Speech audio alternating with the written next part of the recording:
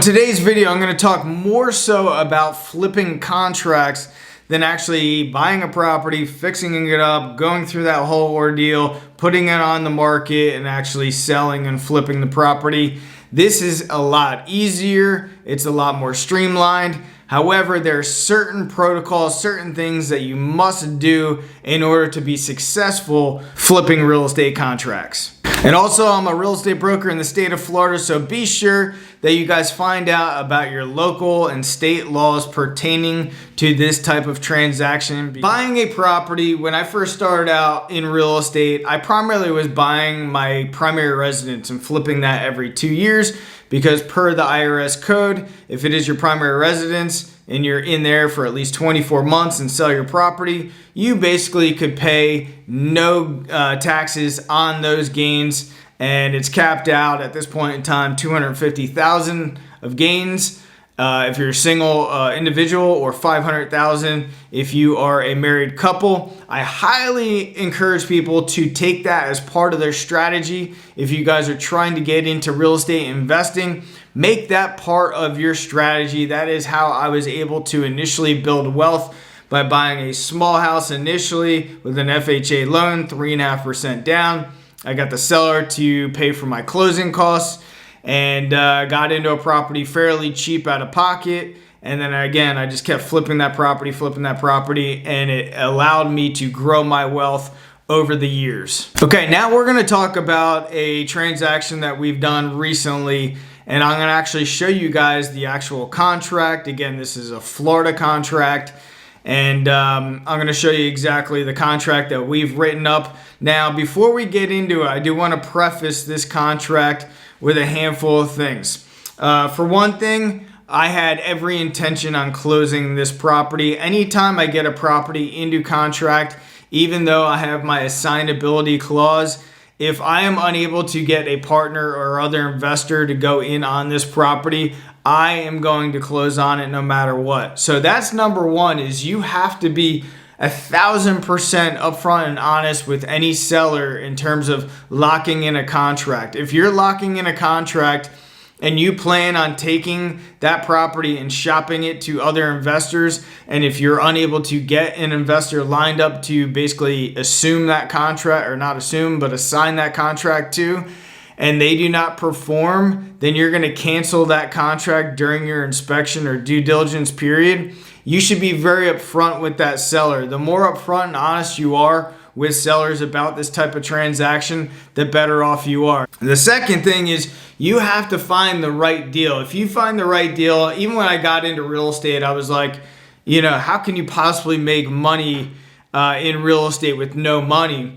And I've always been told that if you find the right deal and there's meat on the bone and there's opportunity for an investor, then money will come flowing to you. So that is the second point, is you guys have to find the right deal, whether it's on market MLS or off market. I've done other videos on how to find properties off market as well. I'll try to link them in the description for you guys. And then properties that are on market in MLS, it's a matter of really looking at it as a numbers game. You're looking at so many properties per day. Hopefully you got a good real estate agent who's in line with what you're trying to accomplish. And also you want to be upfront with that real estate agent as well. Hey, look, this is what I'm doing. This is my goal, my job. This is part of my business plan. And basically I'm going to be assigning my rights to other investors. And it's important to look at so many properties per day, per week, and make so many offers per day, per week, because it ends up to be a numbers game to find the more motivated sellers and get the right deal. The third thing is to, in fact, get investors lined up. Last thing you want to do is tie up somebody's property, a seller's property, and waste their time because you have nobody to assign that contract to. You need to go out, you need to network and find the investors that will actually buy these properties for you. And you don't need that many. Some people are like, oh, I need a list of dozens and dozens of investors, and it's just not true. So we're gonna jump over to a FAR bar contract. It's our state contract in the state of Florida. It's an as-is contract. And again, speak to the appropriate professionals, but I'm showing the actual contract that we wrote up. I have certain things blocked out, so just for privacy reasons and so forth. But one of our companies is Creating Real Estate Solutions. We put in here no personal property or appliances included. Purchase price $310. We put $10 in escrow. Balance to close $300,000. And this is for the time to execute by all parties.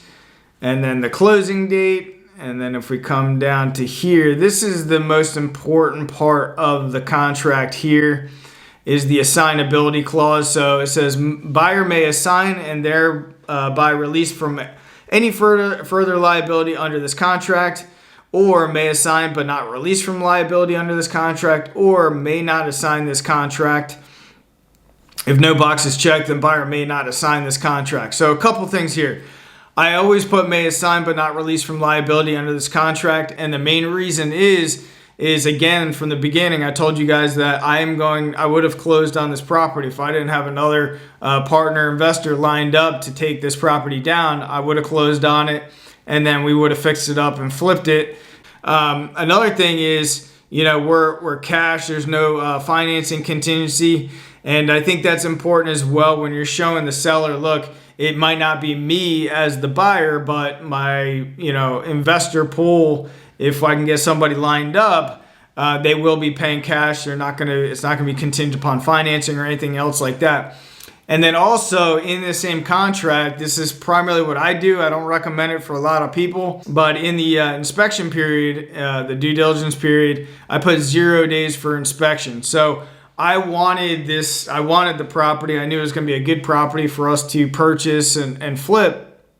And I want to make sure that I made the offer, with exception to just price, the offer as compelling and incentivizing as possible for the seller. So, that seller, if we, for whatever reason, didn't close on it, that seller would have been entitled to the $10,000 escrow that we had in there.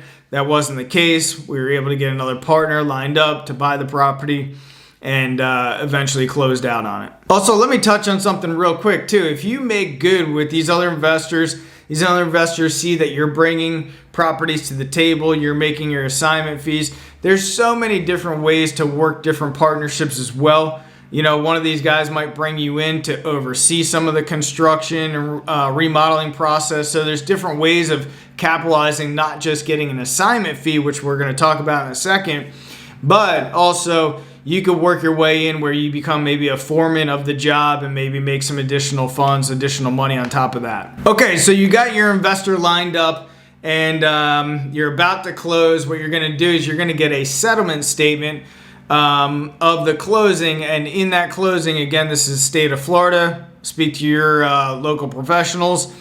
But basically, on our HUD, on our settlement statement, it actually discloses the assignment fee. As you see here, it says assignment fee to Creating Real Estate Solutions LLC in the amount of $40,000. So once we closed on it, the buyer used their own funds. They closed on it.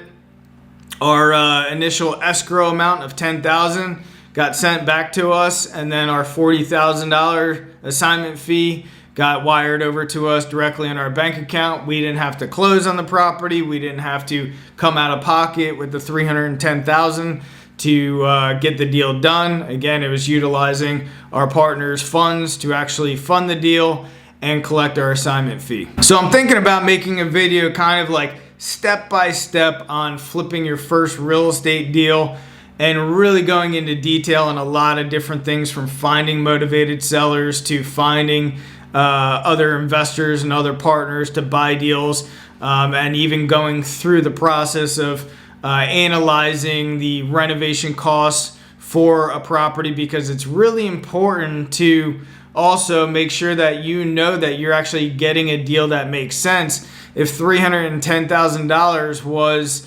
overpaying for the property and the renovation was a lot higher than I estimated, then that investor is not going to go for it. So it's important that you guys know your numbers associated with construction as well, in order to give in order to shed some light to the investor of, hey, here's the property, here's what I can sell it to you for, and here's the potential cost of renovation. Here's the closing cost, estimated closing cost based on resale on the ARV after repair value. And then they can make a more educated decision if it makes sense for them or if it doesn't make sense for them. So I'm thinking about creating a more extensive video, probably 45 minutes to an hour long. And if that's something you want to see and you want me to do, in the comment section, say F yeah. As always, I appreciate you guys being with me here today, and I'll see you guys on the next video.